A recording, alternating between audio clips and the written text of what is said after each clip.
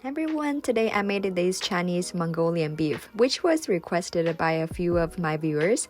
Hope you enjoy this video. First of all, we're going to dice some garlic and ginger. Simply slice some spring onion into different methods here and cut some dried chilies, which is optional.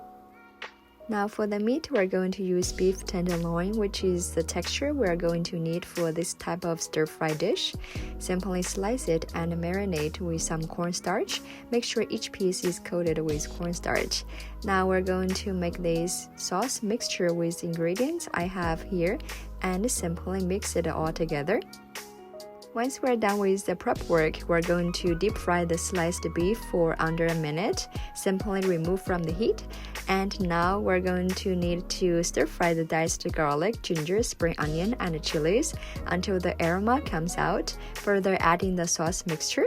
Finally, adding the sliced beef and some sesame oil garnish with some spring onion. There you have it. It's pretty easy to make, right? It goes so well with a bowl of rice. Please check the link below for the full recipe. Thank you for watching.